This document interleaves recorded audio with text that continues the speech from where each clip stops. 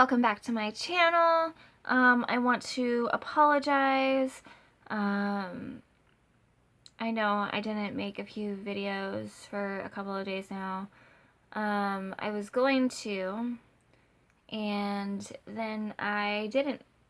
I was going to, but it never happened. Yesterday, I did end up going to, well, here's the reason why I didn't. The reason why I didn't was because I could not think of anything. Because I had so first of all, I had stuff written down of what I was going to do. That way I wouldn't forget. And then I misplaced that paper. So I forgot what I was going to do. I couldn't find that paper, so I was like, oh, I don't know what to do for a video. Oh, what am I going to do? And I just couldn't think of anything, so I just didn't make a video. And so I do apologize, and that's what happened. And then today I was like, oh, you know what? Facts. I wonder if there's different Halloween facts out there that people don't even know and that are interesting and that I could make a video about and share with you guys, because not a lot of people know like different histories or different facts or, you know, just different things that you wouldn't even think of wanting to know and stuff like that, but are very interesting to know. So I found some, and they're actually off of the Daily Mirror, which I believe is like a thing for like the UK, because it's like mirror.co.uk/news blah blah blah, that kind of thing. So yeah, it's gonna be, it says, okay, so I already made this video. I have to remake it. It says, so this is the second time I'm filming this because I kept getting interrupted and everything. Because Josh had got on his break and stuff like that. But before I get into this, I want to have a disclaimer on a couple of these. I am not telling you guys to not do it.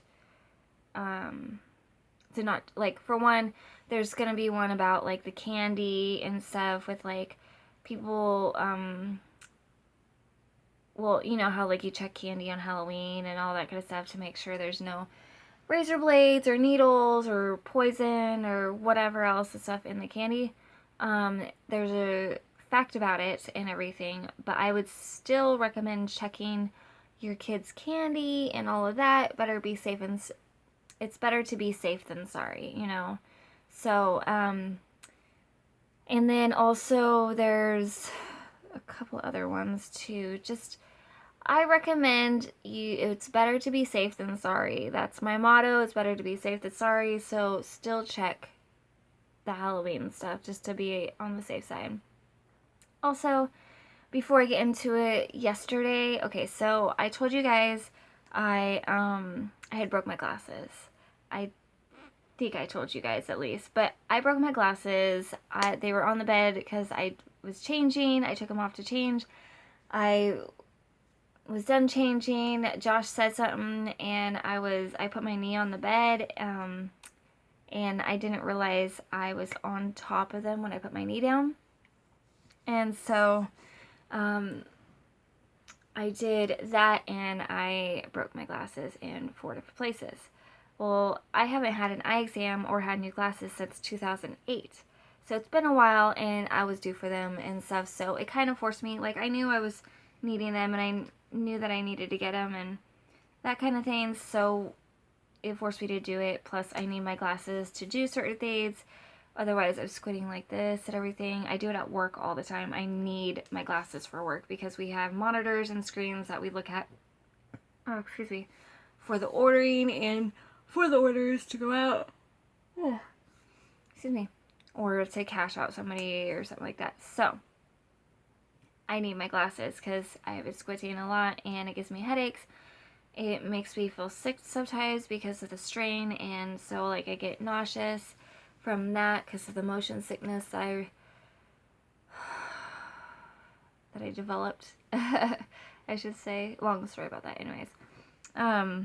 So yeah, I have 2 pairs of glasses that I picked out, and I went to this place where if you get 2 glasses there was a couple different prices. If you get 2, you get a free eye exam, that kind of thing. And I was like, well, I'm definitely getting 2 because if I break one again, I'll have a backup. But what I was actually thinking of what I could do is that since I work in a fast food restaurant, there's a fly and I want to kill it because it's been flying around my face lately today and it's been bugging me. I don't wear it right now. Anyways, back to what I was saying. But I got 2 pairs. One is for work and the other one is really nice, and so it'd be for like my days off when I'm dressy and that kind of thing. However, I'll probably wear whatever goes good with whatever I'm wearing, but I will make sure I'm only wearing the certain pair for work though. I'm not going to wear my nice pair to work. The nice pair has like a detailed thing on the side of the glasses, and it's like hearts and swirls and stuff. It's really pretty, and it's dark brown. And then the other ones are like a plastic frame, and they're like a lighter brown color and stuff too, and it looks really nice. And the lighter brown plastic ones are like the ones I'm gonna actually wear to work. Plus I might wear them on other days too, depending on what I'm wearing, that kind of thing. But the nicer ones I'm never ever gonna wear to work unless I break the other ones. Yeah, you get the picture. Anyways, I'm gonna get into this because I've already been talking for 6.5 minutes, and so yeah. So this one is called, number 1 is, if you bite into a Halloween cake and hit a thimble, you'll be unlucky in love. Part of the Halloween tradition in colonial America involved the baking of a Halloween cake. Bakers would hide various things in a cake to tell the future. A thimble was a symbol of bad luck with the ladies or gentlemen. Also, presumably, a sign that you've got a costly visit to the dentist in your near future. Number 2, the village of Hinton St. George in Somerset celebrates Punky Night, its own deeply creepy Halloween celebration.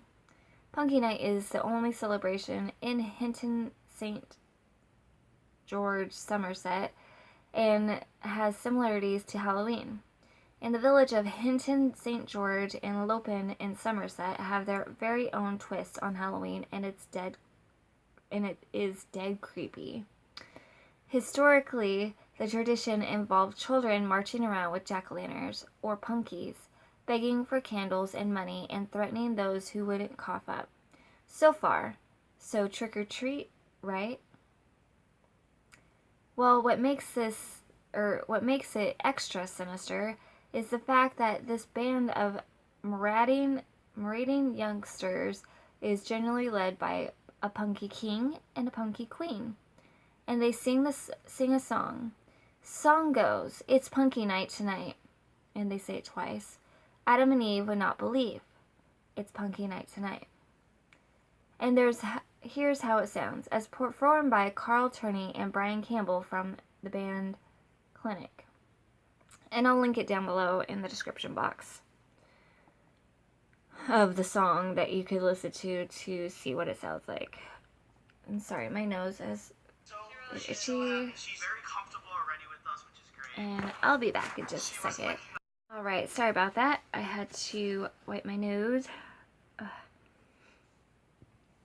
Alright, so number 3.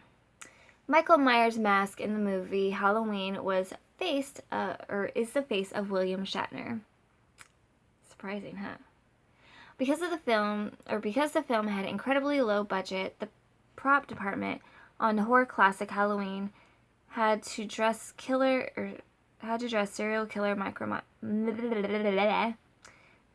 killer Michael Myers in the cheapest mask they could find in their local fancy dress shop. It turns out that the mask of William Shatner, which cost them princely sum of $2, they modified it a bit, spray painted it white, and made it a bit scarier, and it became one of the iconic images of horror cinema. The cheapo slasher went to take $70 million at the worldwide box office, more than 215 times its $325,000 budget. That makes it the most profitable film ever to feature William Shatner's face, beating Star Trek II and Miss Congeniality. Shatner also claimed to have gone trick-or-treating in the mask of his own face. Isn't that cool? And creepy at the same time. So, there is a video. I'm not sure what it is about, but I think it's just about his, the masks of William Shatner. And for the Halloween movie, you know, the process of how they made it, I bet you that's what it is. Number 4. Jack-o'-lanterns were originally made from turnips, and this is one that they had made from a turnip, and it is actually way creepier than an actual jack-o'-lantern made from a pumpkin. This actually looks like it's mummified or mummy. Look at that. Isn't that crazy? So, the British tradition of carving a scary face into a vegetable was originally done with turnips. When Irish immigrants took the idea of the jack-o'-lantern to America, they started using pumpkins because they were cheaper than turnips, not to mention making nicer soup and lattes. But we think you'll agree turnips are way scarier. Number 5. Excuse me. If you're in a Germany, or I read that wrong. And I'm tired, so I just got off of work not long ago. Not long ago, so I'm super tired. So excuse my yawning all the time. Because I usually film my videos at night. I don't film them much during the day as much, but I try to sometimes. But I also work during the day too. So, yeah. In number 5, in Germany on Halloween, hide the knives. That's what it says. Now listen to this. They celebrate Halloween in Germany, but at a time to honor and respect the dead, which is cool. One tradition is to hide all the knives in a house for fear that returning spirits might injure themselves on any knives that are left out. There are a number of logical problems with this tradition. And I'm hungry. I'm gonna move my food so it doesn't spill. So, there are a number of logical problems with this tradition, not least of which is that ghosts tend to be dead already. So how much damage can a knife realistically do? But if you start applying logic to the idea of the dead walking the earth, and it goes ... So I don't know. Number 6. If you're in Italy, you could enjoy the beans of the dead. In Italy, they have a traditional Halloween recipe, which is it's a kind of an oval cookie, but like a macaroon, and it's called fave de morti, which roughly translates to beans of the dead. And I'm not sure if I like said that pronunciation right. And Beans of the Dead sound like the great lost George A. Romero zombie movie nobody's been waiting for. What they look like to me is sugar cookies that are oval shaped sugar cookies. You see that?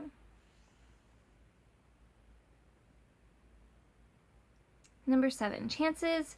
Okay, so this is what I was talking about the candy and that kind of thing for Halloween. Number 7, chances are if your trick-or-treat sweets have been poisoned, a family member did it. And here is the story as to why. I'm gonna take a drink.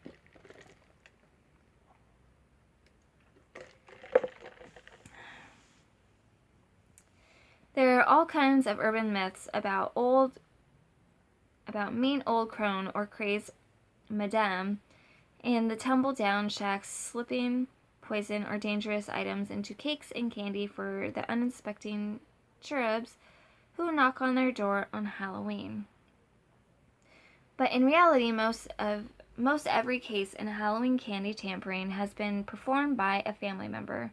For example, there was the case of Ronald O'Brien, who laced his son's sweets with cyanide in Texas in 1974. Or the case in Detroit in 1970, where a 5-year-old Kevin Toston died of a heroin overdose after he found his uncle's stash of the drug. His family later sprinkled heroin all over his Halloween candy to try and protect his uncle. And of those cases of foreign objects hidden in the sweets, like needles or razor blades, all but a handful have been hoax or media jumping on a story which turned out to not be true. There was, however, the case of Manchester of a 23-year-old man who was giving out baggies of cocaine to kids instead of sweets, though he didn't hide it in any sweets, and police said he'd given the items in error. Interesting, huh? But I still recommend everybody to check their sweets and everything else, because we do still have crazed lunatics out there, you know, and not only that, there's always a first for everything, and it's better to be safe than sorry. I'm just saying. Number 8, dancing for the treats. Dancing for treats.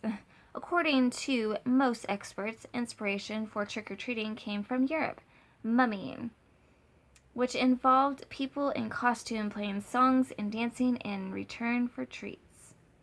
It's also thought that beggars began tradition of trick-or-treating. While they played no pranks, men often went door to door begging for money.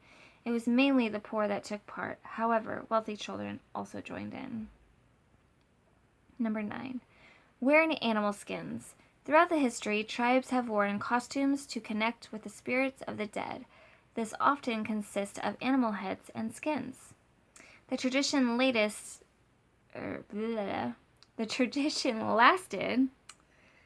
the test of time, was used in the modern day celebration Samhain.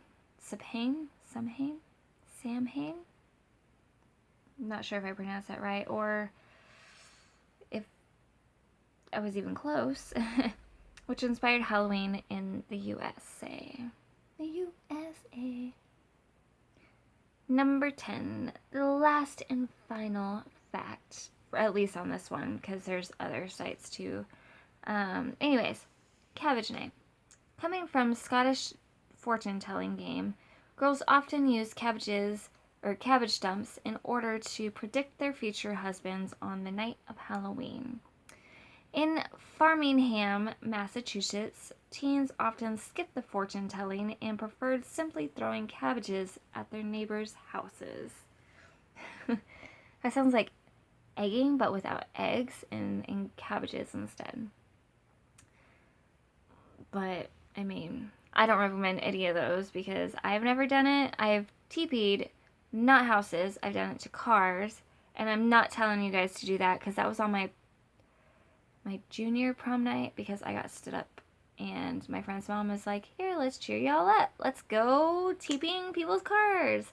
And we TP'd people's cars that we knew, like family members, our youth group, people, which, long story. But it was a lot of fun. That was my junior prom, though.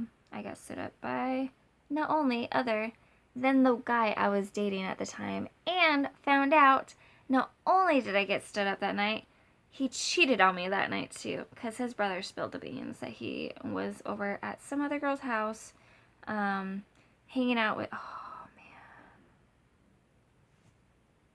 her and stuff like that. So I wasn't too happy because before my prom, we went to the mall, which is where he worked. Went to the mall, talked to him because me and my friends went to the mall to get food before we went to the prom. I had bought him a ticket and stuff, and he's like, yeah, I'm almost off, and he gets off and stuff, and he's all, let me go home, change, and I'll meet you over there, blah, blah, blah. So I'm like, okay. So he gets off work, he goes home, changes, takes a shower, whatever, because he just got off work. And he never shows up. I called and called and called. His brother finally answered and told me exactly what was going on. I was like, oh, really? It sucked because I waited outside of prom for him to meet up with me. most of prom. Until his brother answered and told me what was going on. I was so upset that night. And even in my prom picture, you can tell I was crying because my eyes were like kind of red. And my nose was red. My nose gets red if I'm cold or if I cry. And so, well, not always. Sometimes when I sneeze or have like a stinging, burning sensation in your nose right before you sneeze, or if you just are about to sneeze and it doesn't happen and it stings your nose, then it's like all red. Or if I wash my face or whatever. But my nose turns red a lot during certain situations. So, yep. Anyways, sorry for my rambling also, but I hope you enjoyed this video. Saturday, I'm going to be getting pumpkins and stuff to carve the pumpkins, and then Saturday night, we are going to, oh, and I also have to grab face paint. I have a couple ideas in mind of what I'm going to do for my face paint, but I need to get face paint in order to try them out, if that makes sense. Because me and Josh both have Halloween off this year, and we're not exactly sure what we're doing for Halloween, besides maybe watching Halloween, the movie Halloween, on Halloween. So we're not sure what we're going to be, if we're going to, because we love dressing up. It's a lot of fun. We're not sure what we're doing. Even if we're staying home, I kind of just want to do it for fun, dress up for fun and take pictures. I might find something and maybe have me and Josh both do a video together and do like maybe a challenge or something. I'm not sure yet. I might do, I'm going to have to talk to him about a couple things, because I know he wants to start doing YouTube possibly, but I think he said that he wants to do a channel with me because it'd be a little bit easier and I can edit the stuff for us. So, yeah. Anyways, if you guys have any suggestions of what you want to see in any videos, or Halloween videos, or Halloween stories, or anything like that, let me know in the comments down below. And also, if you haven't already, please hit that subscribe button and the notification bell next to it, and you'll be notified anytime I upload a video. And if you like this video about the 10 facts that I told you about Halloween, if you found them interesting, please hit that thumbs up button. Also, I will have that link down to that one song for the Punky Night song, of what it actually sounds like, and I'll have that link down below. That way you can check it out and see for yourself and see if you like it or whatnot. Anyways, I'm gonna go, and I'll see you in tomorrow's video. Bye, guys.